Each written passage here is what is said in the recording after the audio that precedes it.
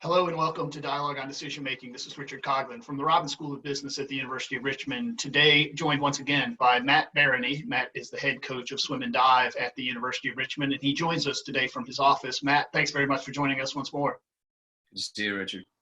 This is 15 years now that Matt has been the head coach at the University of Richmond. His teams have won 11 conference championships. He's been named Coach of the Year 8 different times in the Atlantic 10. All of that athletic success is a function of his ability to get the most out of the athletes that he coaches. And a few years ago, Matt grew interested in the role that technology might play in helping. Matt, can you explain how, when, and why you grew interested in wearable technology?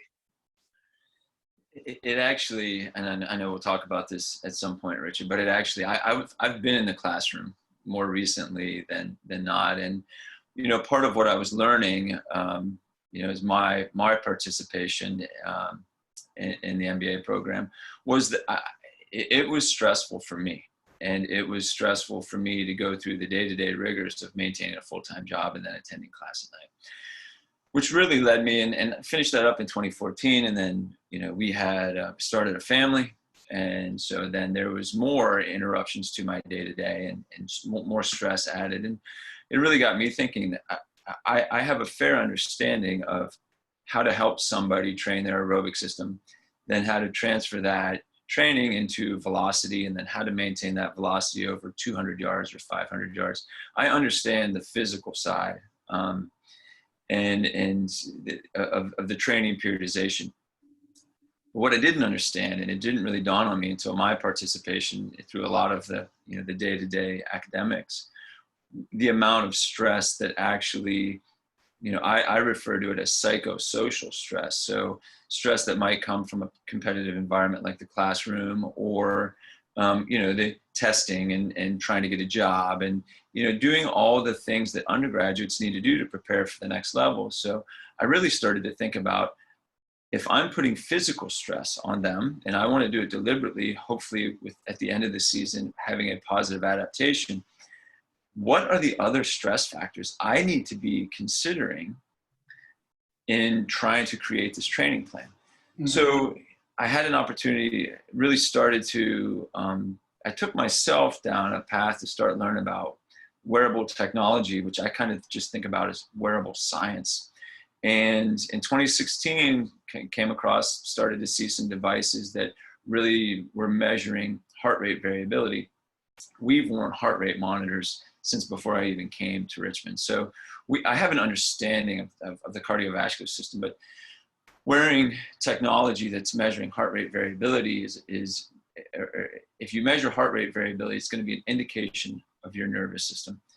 If your nervous system is not prepared for the day-to-day tasks that we do normally, then you're going to be revving your engine. You're going to be stressed. We're going to be running the risk of injury, illness, overtraining, fatigue, mental health breakdown, all of that.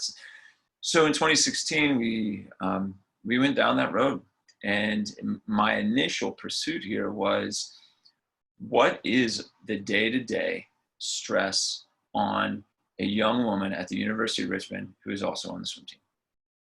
It's fascinating to me. Now, you've mentioned that you were in the classroom. You mentioned that it was an MBA program. So in 2010, I think it was, you decided to return to school while maintaining your full-time job as coach there, entered a master's in business administration program.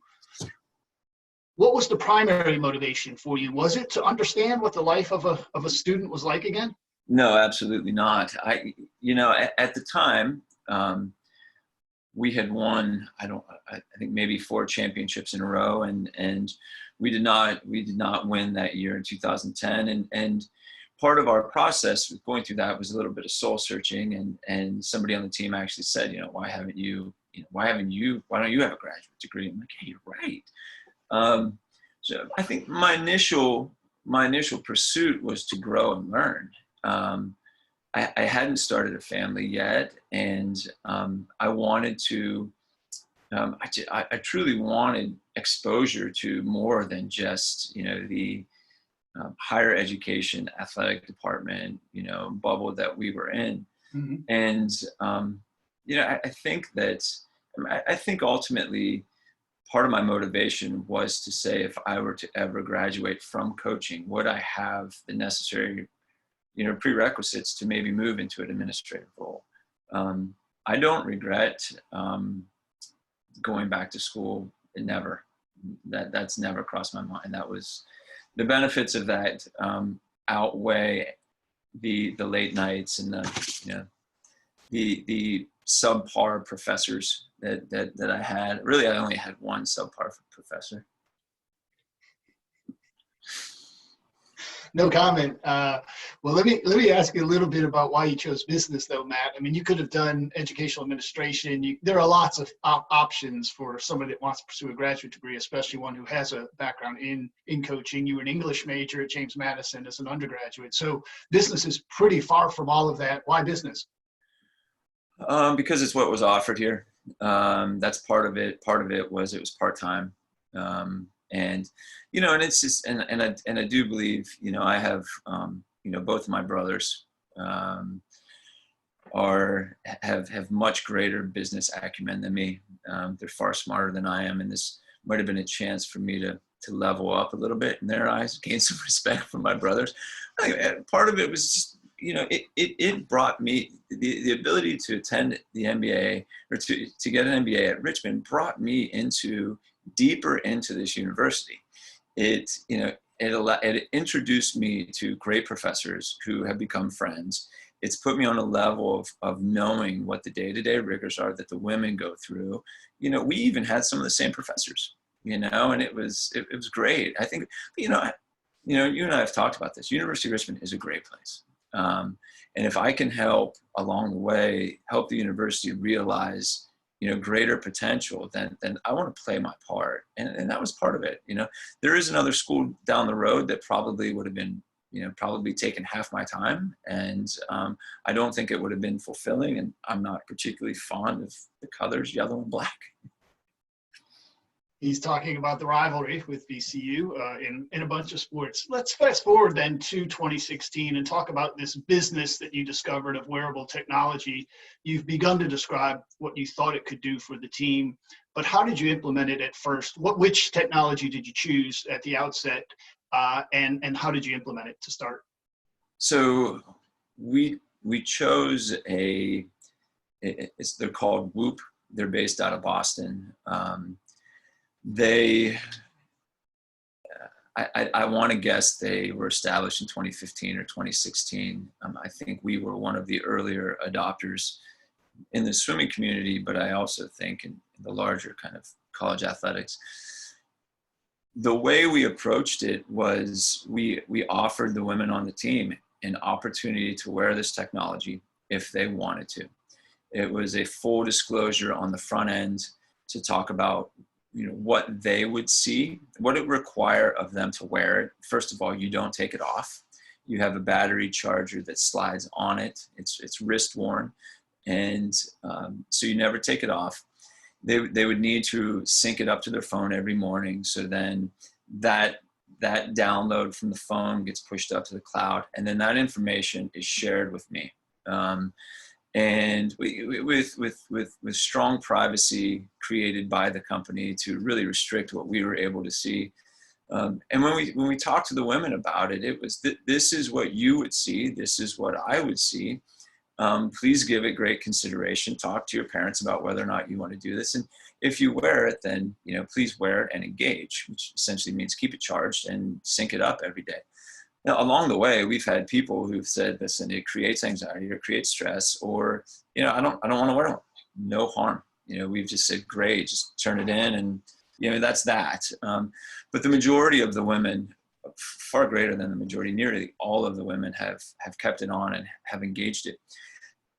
In the first year, because I didn't really know what we were getting into, and, my knowledge of this data set that we were going to inherit over the course of the season was so shallow that I really didn't have a lot of ideas. And I simply said, the first year, I'm going to allow them to wear it. I don't want to influence them.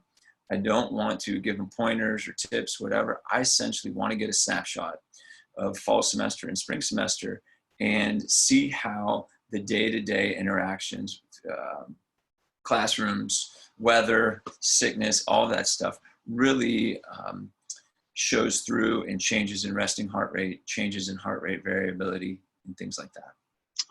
And those are two of the things that you're able to measure through the Whoop bracelet. What else can you learn about the athletes in an experiment like this one? So what I'm able to see each morning is resting heart rate variability, and sleep duration. And I can ask the company for more. I don't, simply because I like the way that we're working with our data. We essentially create a baseline for all of those things and then monitor any variation off of that baseline. Okay. And so, because we don't want everybody to have the same resting heart rate. Everybody is different. They're different sizes. Their hearts are more, some are more or less efficient. Heart rate variability is even more unique because it's a measurement of nervous system. So, we can't say, hey, we want everyone to have a higher one. What we can say with heart rate variability is changes off the standard deviation really can catch our attention. Got it. So, that's just, so to answer your question, resting heart rate variability, and sleep duration is what we're tracking. And it's not clear to me, were you from the outset looking to link those kinds of variables to variables about performance in the water or academic performance, or did you have any hypotheses that you were working with that first year, Matt? The hypothesis was that so we have a group of very ambitious, great students, but great athletes. And when we talked about just wearing this, and that part of my pitch was that, I believe the behavior modification would be an increase in sleep duration. And to really get them to think about that, I led them in that initial conversation to talk about sleep duration, and we talked about the benefits of is the brain rejuvenation and the capturing and storing of memories so that they can recall them the next day. So to this group of young women, it was, hey, like, if you get more sleep, if you get more REM sleep, all the indications are, all the studies say you should be able to perform better. And so we really didn't tie it to athletic performance at all. And we still have not, to be honest with you. We've tied it to the prevention of injury and illness. But we have not simply tied it to, hey, if you get 7.5 hours of sleep, we think you can drop 2% in your 200 backstroke time. We have not done that. We have tracked on sleep duration and GPA. So we have tracked on academic performance, and we feel strongly that there is statistical significance in the correlation that we've seen. Let's get in depth a little bit more on this, Matt. It strikes me that you could probably do most of this simply through education. I mean, all of us have heard that more sleep is better. So why not just hammer them with education as opposed to having them wear a bracelet? Because, well, first of all, I think anybody who has a wearable, I think the initial response is, wow, I'm actually sleeping less than I perceive.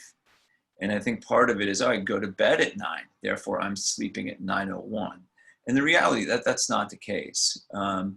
Particularly with a group of young people who, when they get in bed, they might be getting in bed with a laptop or a phone, and so, yeah, well, I went to bed at 11 last night.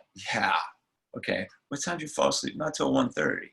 But to them it was, so I think the actual feedback of, what their true sleep duration look like, and then even the stages of their sleep. So I can only see resting heart rate variability, and sleep duration. However, a user who is interacting with the app can see the amount of time they're spending in slow wave sleep and REM sleep.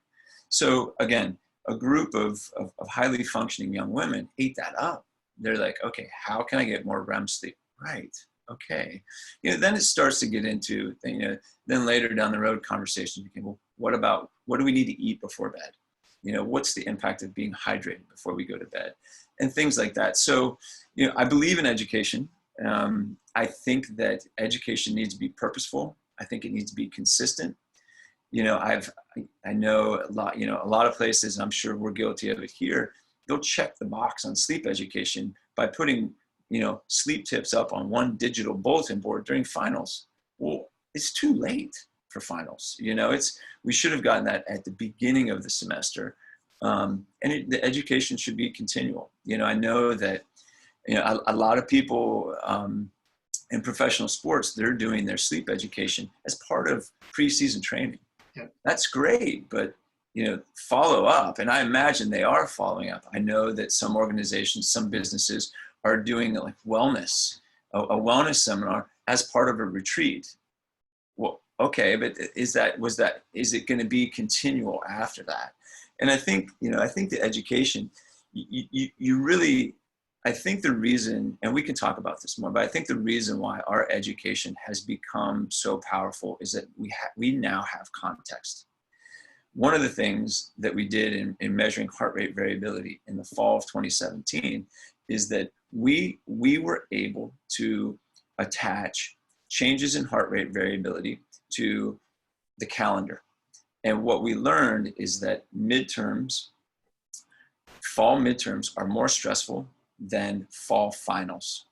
And you're a professor. I mean, you recognize, right? Midterms are typically crammed into a week and a half. The students still have to attend their regular classes, but yet they have to perform on these tests that are weighted heavily. Whereas finals are stretched out over 10 days. It might be take home. They might not have one for 3 days. They can sleep whenever. Finals are not as stressful as midterms. In fact, finals are not as stressful as the Sunday and Monday after Thanksgiving. So in understanding where these stress traps exist fall semester, we were able to create education with that context in mind. And I think that that's why, really this past season, our 4th season, we really nailed it. Like we feel good about our sleep duration as a group, and then our GPA in relationship to that sleep duration.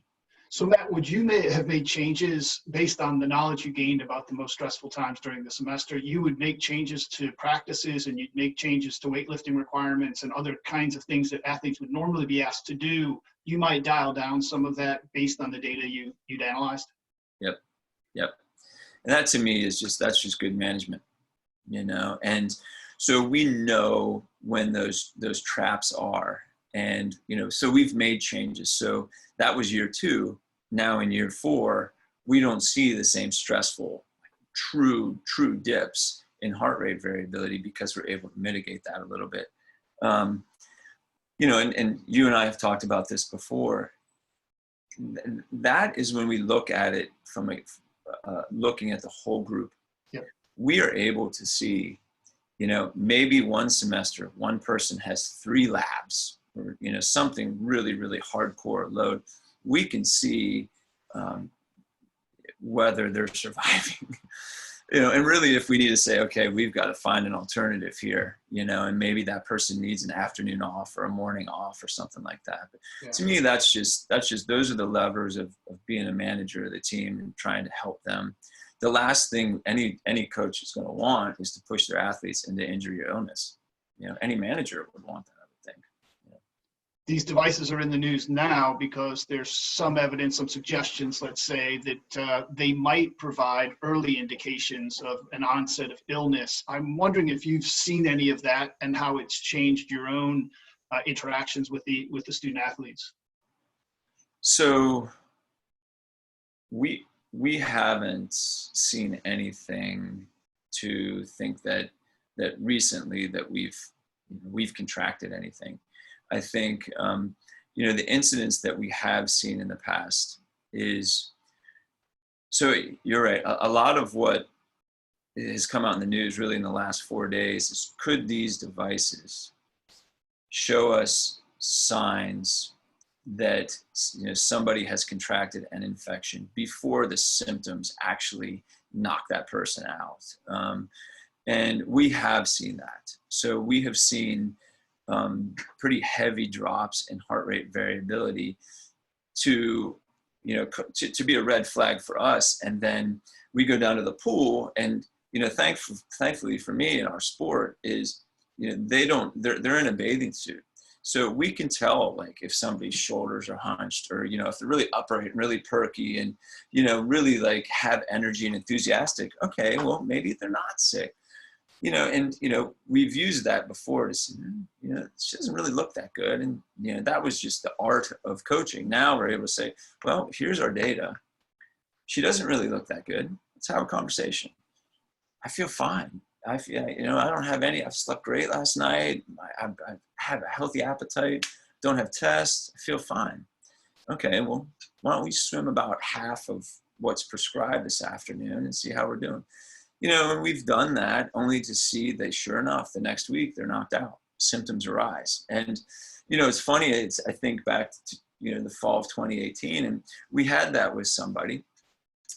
And she went and saw the doctor, and she was diagnosed with an ailment. And the doctor said, you need to stay out of the water for a week, which is, in our sport, that's how they say no physical activity. And she goes, I have. And the doctor's like, what are you talking about? And she was like, we had an idea this was coming.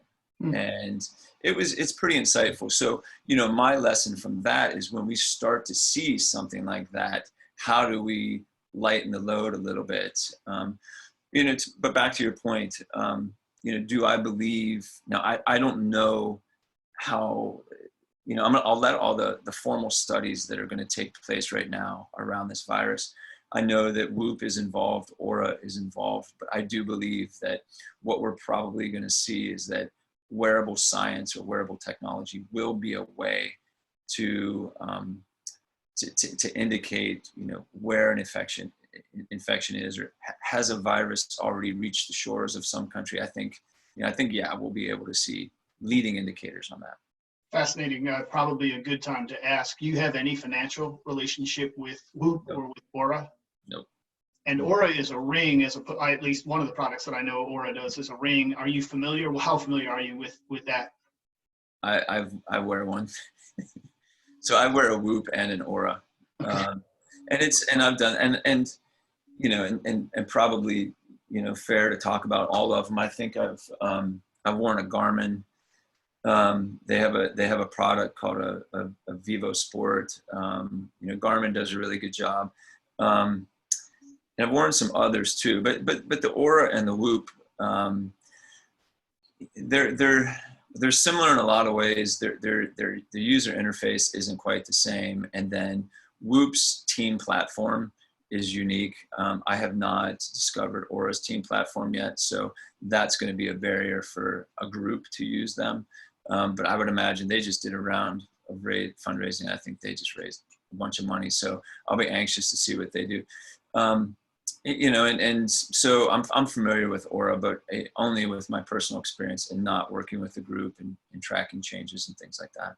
These two companies are private for the moment. Let's talk more about the business side of this. You've given some thought as an MBA graduate and one who's in touch with a lot of your business school professors. You've given some thought to how the kinds of things you've done with student athletes could also be done inside organizations. And I know you've gone around the country talking certainly with intercollegiate athletic departments about this. So first, let's focus on the education that you're providing to other universities outside of athletics. Where do you see the application being on college campuses? And then we'll get into the business side of this.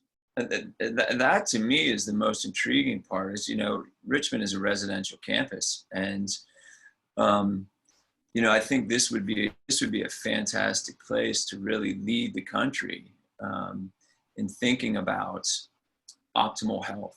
And that's, I need to make a point, and that's how we've really talked about it as the team. It's not, a lot of people, particularly on campus here, will say, this is a sleep study. It's not, it wasn't, it was far greater than a sleep study. And it's not even a sleep study.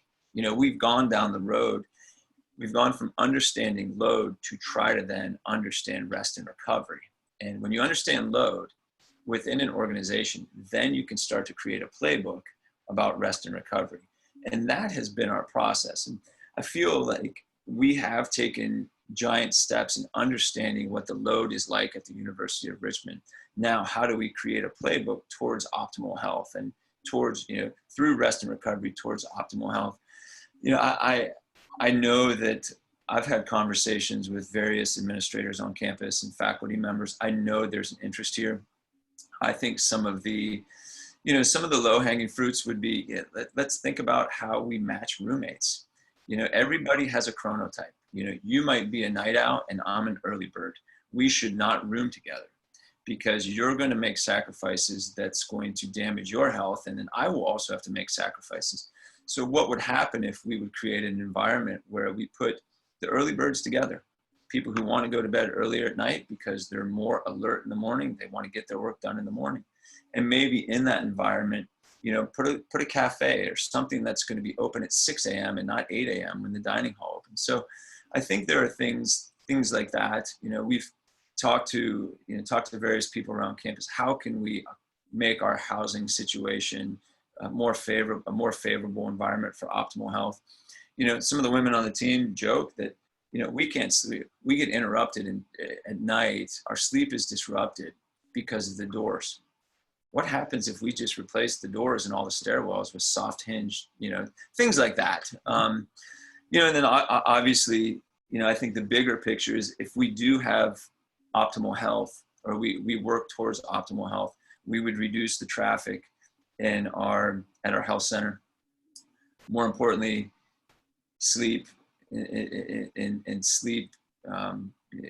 Sleep is a great indicator of mental health. And as you know, that mental health is taken very seriously on college campuses. I know it is here. And if we can continue to educate towards rest and recovery, perhaps we will cut down on the cases of depression or anxiety or even suicide among college students, and therefore we would reduce the traffic at CAPS. But I think the other message here is that this is an institution of higher education, and we've had athletes go through our program who have come back and told me, I never thought college would be about learning how to sleep. And those are the skills that we can take from here. That doesn't really, So I think that there's, on a university campus, I think there's a lot that still can be done to drive towards optimal health. I think on the business side,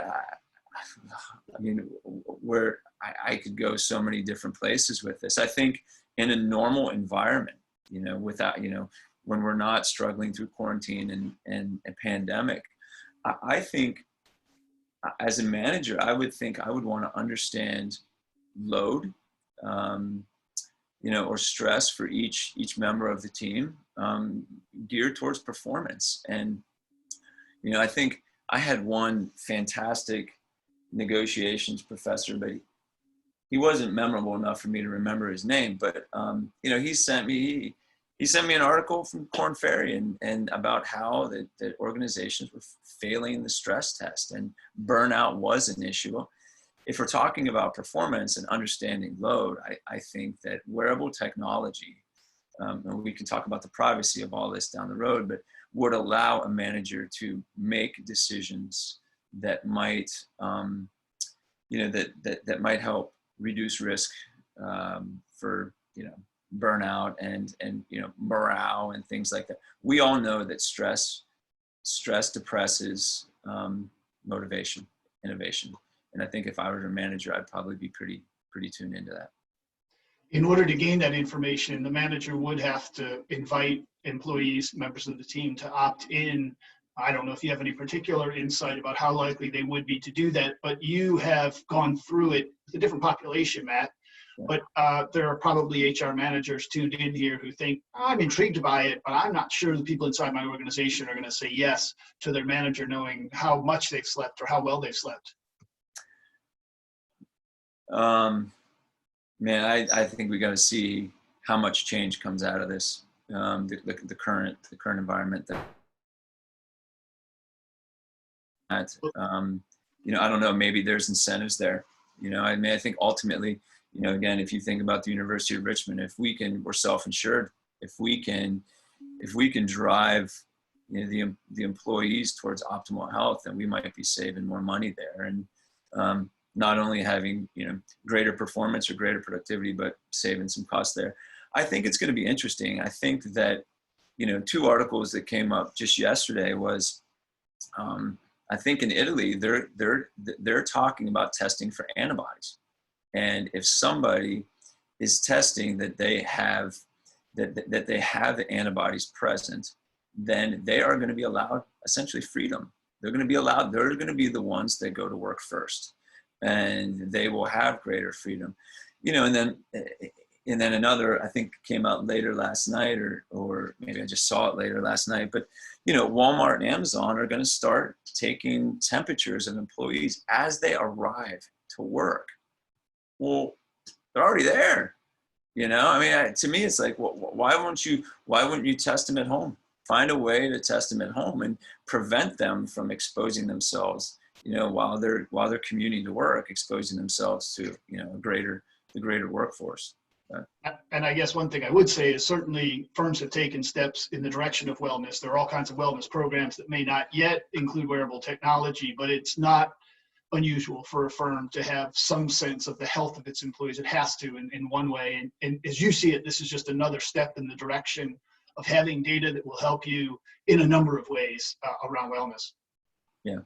Yeah. I mean, and I think that, and going back to a point earlier, I think that the data that you can harvest from wearable technology is only going to be important if it's followed up with education. And I think even here, as we continue to program towards finals and mitigating stress at finals, I raise my hand and say, don't forget midterms. And I think the idea, what happens if you're an organization with a deadline or a reporting period that is highly stressful, and you have people who are pulling all-nighters? You got to, maybe there's an alternative, maybe there's a solution. And what comes out of that, greater productivity. I think that one of the things, I'm very interested to see how universities are going to open back up in the fall.